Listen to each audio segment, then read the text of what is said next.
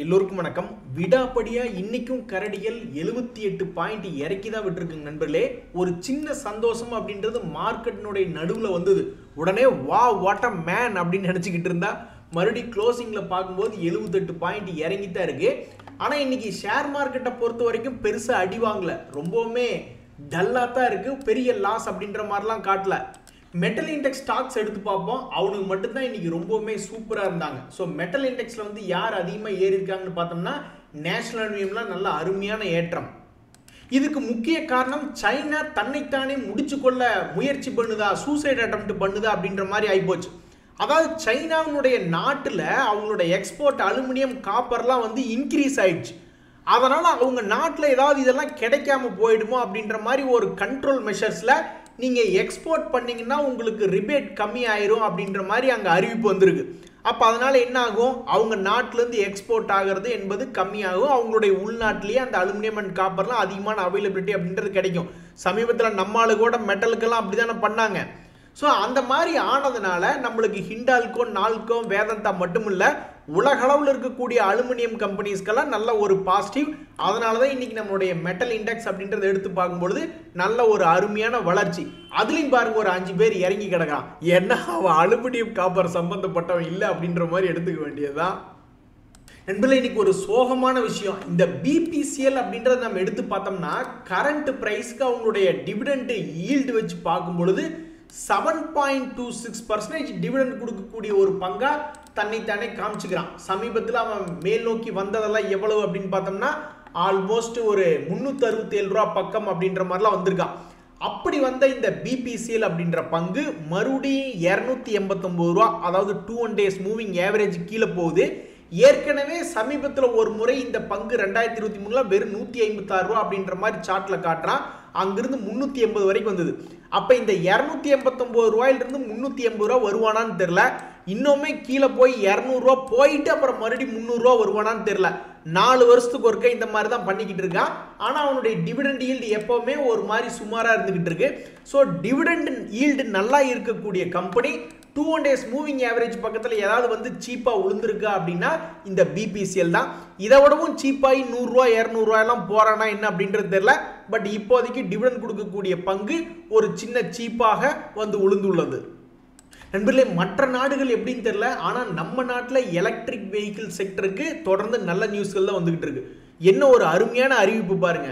வண்டி ஓட்டுறவங்களாம் பாவம் மனசு ரொம்பவுமே வேதனைப்படுறாங்க. டோல்கேட்டுக்கு போனால் நாங்கள் போயிட்டு அதுக்கு வரி கட்ட வேண்டியதாக இருக்குது, ரோட் டேக்ஸ் அப்படி இப்படின்னு ஏகப்பட்ட டேக்ஸ் கட்டுறோம். இருந்தாலும் எங்களுக்கு என்ன பயன் இருக்குது? திடீர்னு பார்த்தா வண்டி குழியாக இருக்குது, அதுக்குள்ளே விட்டு எடுக்கும்போது முதுகுவே பயங்கரமாக வலியாயிரு அப்படின்ற மாதிரி நிறைய பேர் புலம்பிட்டு இருந்தாங்க. அவங்களுக்கு தெலுங்கானா கவர்மெண்ட்ல ஒரு அதிரடியான இந்த மாதிரி அறிவிப்பு விடுறதுக்கெல்லாம் ஒரு தில்லு வேணும். இந்த மாதிரி எலக்ட்ரிக் வெஹிக்கிள்ஸ் எல்லாம் 100% ரோட் டேக்ஸ் அண்ட் ரெஜிஸ்ட்ரேஷன் ஃபீலேருந்து எக்ஸம்ட் அப்படின்ற மாதிரி ஒரு அறிவிப்பு ஒன்று வந்திருக்கு. நம்ம சப்ஸ்கிரைபர் நண்பர்கள் யாராவது தெலுங்கானாவில் இருந்தால் இது போன்ற செய்திகள் பற்றி அதிக விவரமாக இருந்ததுன்னா தயவுசெய்து தெரியப்படுத்துங்க. நண்பர்களே, ஒரு முக்கியமான விஷயம், இந்த ஈஸி ட்ரிப் பிளானர்ஸ் ஒரு காலத்தில் ஓஹோன்னு இருந்தான். அதுக்கப்புறம் கீழே விழுந்தவன் தான், எந்திரிக்கவே இல்லை. எலக்ட்ரிக் பஸ் எல்லாம் நான் வாங்க போகிறேன், தயார் பண்ண போகிறேன் அப்படின்ற மாதிரி நியூஸ் வெளியிட்டாங்க. ஏதேதோ நியூஸ் வெளியிட்டாங்க. இந்த ஷேர் ஏறவே இல்லை. கடைசியாக இப்போ இந்த ஷேரில் இருக்கக்கூடிய ஒரு நியூஸ் என்ன அப்படின்னு பார்த்தோம்னா 1:1 போனஸ் கொடுக்குறாங்க. அதுக்கு உண்டான ரெக்கார்ட் டேட் அப்படின்றது நவம்பர் 28. இப்போ நம்ம நவம்பர் 18 இருக்கோம். நவம்பர் 28 இவங்களுடைய ரெக்கார்ட் டேட். சரி, இந்த ஷேருடைய குவார்டர்லி ரிசல்ட் எப்படி இருக்குது, ஏதாவது இம்ப்ரூவ்மெண்ட் இருக்குது அப்படின்னு பார்த்தா அவனுடைய சேல்ஸில் ஒன்றும் பெருசாக இம்ப்ரூவ்மெண்ட் இல்லை. பட் நெட்டாக அவன் வந்து ப்ராஃபிட்டில் தான் கொண்டு வந்து நிறுத்தியிருக்கான். 28 கோடி லாபம் அப்படின்ற மாதிரி தான் நிறுத்தியிருக்கான். ஆனால் இந்த ஷேர் இப்போ இருக்கக்கூடிய விலை என்பது வெறும் 30 ரூபாயில் ட்ரேட் ஆகிட்டு இருக்கான். அப்போ 1:1 கொடுத்தா வெறும் 15 ரூபா போயிடுவான். எனக்கு தெரிஞ்சு ஆல்மோஸ்ட் ஒரு 5297 கோடி மதிப்பிலான மார்க்கெட் கேபிட்டல் இருக்கக்கூடிய கம்பெனி ஒரு 15 ரூபாயில் வந்து ட்ரேட் ஆகுது, லாபகரமாகவும் இருக்கு. அதே சமயம் முதலீட்டாளர்களில் எஃப்ஐஸும் வச்சிருக்காங்க, டிஐஸும் வச்சிருக்காங்க அப்படின்ற ஒரு கம்பெனி என்னை பொறுத்த வரைக்கும் இந்த கம்பெனியாக தான் என் கண்ணில் படுது. நண்பர்களே, பூவோட சேர்ந்து நாரும் மணக்கும் அப்படிங்கிற கதையா இந்த Q2 ரிசல்ட் சரியில்லைன்னு சொல்லி ஃபாரினர்ஸ் ஹெவியாக நம்ம நாட்டில் வித்துக்கிட்டு இருக்காங்க.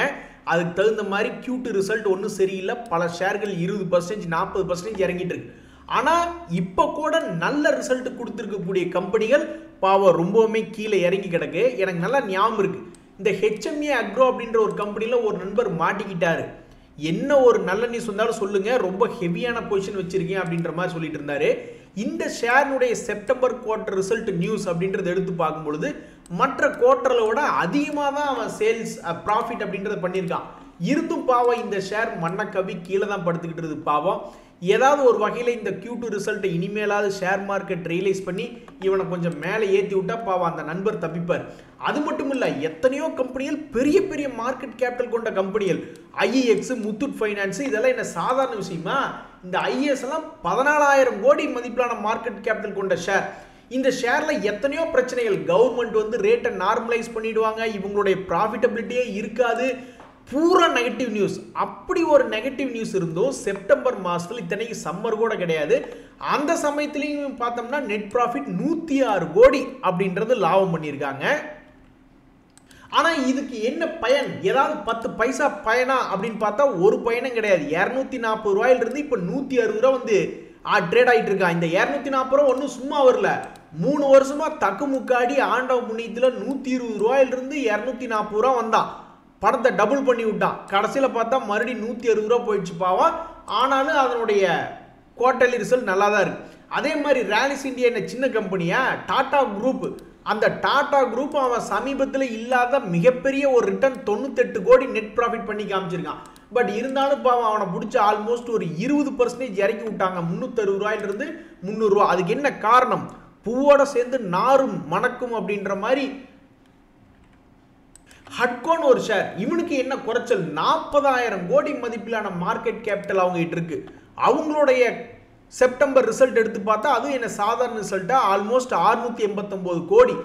அது போன வருஷத்தோட கம்பேர் பண்ணல 452 கோடி தான். இதுவும் ஒரு அருமையான வருமானம். அந்த ஹட்கோவையும் பிடிச்சி பாவம் கீழே 200 ரூபாயில ட்ரேட் ஆகிட்டு இருக்கு, 350 ரூபா இந்த ஸ்டாக். அதே மாதிரி தான் பேங்க் ஆஃப் இந்தியா அப்படின்ற ஷேர், அவனும் பாவம் தரதட்டி நிற்கிறான் 100 ரூபாய்க்கு. ஆனால் அவனுடைய குவார்டர்லி ரிசல்ட்லாம் பார்த்தா நல்ல ரிசல்ட், 2422 கோடி லாபம்ன்றான். போன வருஷம் வெறும் 1499 கோடி தான் இயர் ஆன் இயர் கம்பேர் பண்ணான்.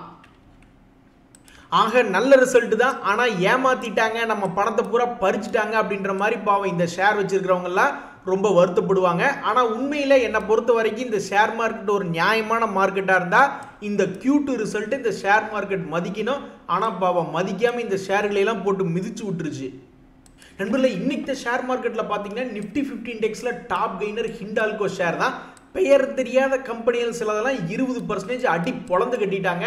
சில பெயர் தெரியாத கம்பெனியில் ஒரு 10-20% ஏற்றி விட்டுருக்காங்க. இந்த சமயத்தில் நிஃப்டி நெக்ஸ்ட் 50 இண்டெக்ஸில் எடுத்து பார்த்தோம்னா இந்த வருண் பிவரேஜஸ் தான் டாப் கெய்னர், இன்னைக்கு 6% ஏறி இருக்கான். ஸோ நல்ல ஷேர்கள் எப்போ ஏறுவான்னு அவனுக்கே தெரியாது. இந்த ஷேர் சமீபத்தில் 573 ரூபாயிலிருந்து சப்போர்ட் எடுத்து இப்போ 610 ரூபாயில் இந்த வருண் பெவரேஜஸ் அப்படின்றது ட்ரேட் ஆகிட்டு இருக்கு. அதே மாதிரி மிட் கேப் ஸ்டாக்ஸ் எடுத்து பார்த்தோம்னா கோத்ரேஜ் இண்டஸ்ட்ரீஸ் எல்லாம் இன்னைக்கு 10% ஏறி இருக்கானுங்க. அதே மாதிரி முத்தூட் ஃபைனான்ஸ் எல்லாம் 6% மேல் நோக்கி ஏறி வந்திருக்கு. அதுவும் முத்தூட் ஃபைனான்ஸ் ஏறி வந்ததெல்லாம் பேக் இன் ஸ்டைல் அப்படின்ற மாதிரி 2 days மூவிங் ஆவரேஜ் டச் பண்ணோனே ஜம்ப் அடிச்சிருக்கான். இந்த மாதிரி தான் Nifty 50 இண்டெக்ஸ் ஏர்னு எதிர்பார்த்துக்கிட்டு இருந்தா அவன் கும்பா குட்டியாகி படுத்து தூங்கிக்கிட்டு இருக்கு. ஸோ கரடிகள் முதல் முறையாக ஆல்மோஸ்ட் எத்தனை வருஷம் கழிச்சு அப்படின்னு பார்த்தோம்னா கிட்டத்தட்ட 2023 ஆல்மோஸ்ட் ஏப்ரல் சமயத்தில் மார்க்கெட்டை 2 days மூவிங் ஆவரேஜ் கீழே கொண்டு வந்தாங்க கரடிகள். அதுக்கப்புறம் அவங்களால முடியவே இல்லை. எத்தனையோ நாட்கள் தொடர்ந்து ஷேர் மார்க்கெட் புல்லிஷாகவே இருந்தது. கடந்த ஒரு மாதம், வெறும் ஒரே ஒரு மாதம் கரடிகள் ஷேர் மார்க்கெட்டுக்குள்ள வந்துச்சு, எல்லாத்தினுடைய போர்ட்ஃபோலியோ நீட்டிப்படுத்துச்சு. முடியல, எங்களால தாங்க முடியல அப்படின்ற மாதிரி தான் புலம்ப விட்டுக்கிட்டு இருக்கு கரடிகள். ஜஸ்ட் ஒரு மாதம் வந்ததுக்கே. ஸ்மால் கேப் ஷேர்ஸ்ல இன்னைக்கு சரியான அதிர்ஷ்டம். சில பங்குகளில் மட்டும் நேஷனல் அலுமினியம்லாம் ஸ்மால் கேப் கம்பெனி 9% ஏறிட்டான். சாமான் கேப் அப்படின்னு ஒரு ஷேர் அது ஒரு 7% ஏறிச்சு. ஸ்வான் எனர்ஜி ஒரு 6% ஏறி இருக்கு. கீழே இறங்கின பங்குகளில் பாவம் போட்டு தள்ளப்பட்ட பங்குகள்னு பார்த்தோம்னா இந்த நியூஜென்ல பாவங்க, அவனும் வந்து ரிசல்ட் எல்லாம் பார்த்தோம்னு வச்சுக்கோங்களேன். என்ன ரிசல்ட் நீ கொடுத்துருக்க குவார்டர்லி ரிசல்ட் அப்படின்னு எடுத்து பார்த்தோம்னா அவன் சீக்வன்ஸில் 42 கோடி விட 66 கோடி ஆல்மோஸ்ட் நல்ல ஒரு ப்ராஃபிட் தான். அதே மாதிரி இயர் ஆன் இயர் போன வருஷத்தோட கம்பேர் பண்ணாலும் இந்த நியூஜென் நல்லா தான் ரிசல்ட் கொடுத்துருக்கு. பாவம் இருந்தாலும் கெட்ட நேரம் அவனை பிடிச்சி இன்னைக்கு 15% இறக்கி விட்டுருக்காங்க. 15% என்ன சின்ன விஷயமா? அதற்கெல்லாம் கூட விடுங்க. இன்னைக்கு நிஃப்டி 50 இண்டெக்ஸ்ல டாப் லூசர்னு யாருன்னு பார்த்தா நம்ம டிசிஎஸ் தான். காலையில எதுக்கு பிளஸ் காமிச்சான்னு தெரியல, கடைசியில் க்ளோசிங்ல பார்த்தா 3% பக்க லாஸ். இந்த சமயத்தில் வந்து இந்த ஐஜிஎல் எம்ஜிஎல் போன்ற கம்பெனி எல்லாம் பாவம் 20% 14% இறங்கியிருக்கு. இதுக்கு என்ன காரணம்னா குயில பிடிச்சி கூண்டில் அடைச்சு பாட சொல்லுகிற உலகம் அப்படின்ற மாதிரி இந்த ரெண்டு கம்பெனிலையுமே கெயில் அப்படின்றது ப்ரொமோட்டரா இருக்கு. இருந்தாலும் இந்த ரெண்டு கம்பெனிகள் என்ன அனௌன்ஸ்மெண்ட் பண்ணாங்கன்னா, அதாவது ஒரு நல்ல லோ ரேட்டுக்கு அட்மினிஸ்ட்ரேட்டிவ் பிரைஸ் மெக்கானிசம் மூலியமாக நம்ம நாட்டிலே எடுக்கப்படக்கூடிய கேஸுக்கு அதுக்குண்டான பிரைஸ் வச்சு இவங்களுக்கு சப்ளை பண்ணிக்கிட்டு இருக்காங்க. இதை விட மார்க்கெட்டில் போய் இதே கேஸை வாங்கினா விலை அதிகமாக வாங்கணும். அப்போ இவங்களுடைய ஆப்ரேட்டிங் ப்ராஃபிட் மார்ஜின் அடிபடுது. ஆனால் இந்த சமயத்தில் திடீர்னு இவங்களுக்கு என்ன ஒரு அறிக்கை அப்படின்றது வருது அப்படின்னு பார்த்தோம்னா, உங்களுக்கு நாங்கள் இந்த மாதிரி இந்த ஏபிஎம் மெக்கானிசம் மூலிமா சப்ளை பண்ணக்கூடிய கேஸ் வந்து 18% உங்களுக்கு சப்ளையை குறைக்க போகிறோம் அப்படின்னு எம்ஜிஎலுக்கு கெயில் சொல்கிறாங்க.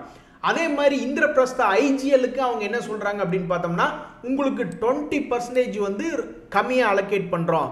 அப்போ இதனால் என்ன ஆகுது, அவங்க சேல்ஸ் பண்ணுற வால்யூம் கம்மியாகுது. அந்த சேல்ஸ் வால்யூம் ஈடுகட்டுறதுக்கு இதே கேஸை போய் வெளியில் வாங்குறாங்கன்னா அவங்க அதிகமான விலை கொடுத்து வாங்கணும். அதனால் அவங்களுடைய ப்ராஃபிட்டபிலிட்டி அடி வாங்குது. அதனால் பிடிச்சி வச்சு செஞ்சு விட்டாங்க பாவம். ஐஜிஎல் எம்ஜிஎல்லாம் பாவம் இறங்கி போச்சு.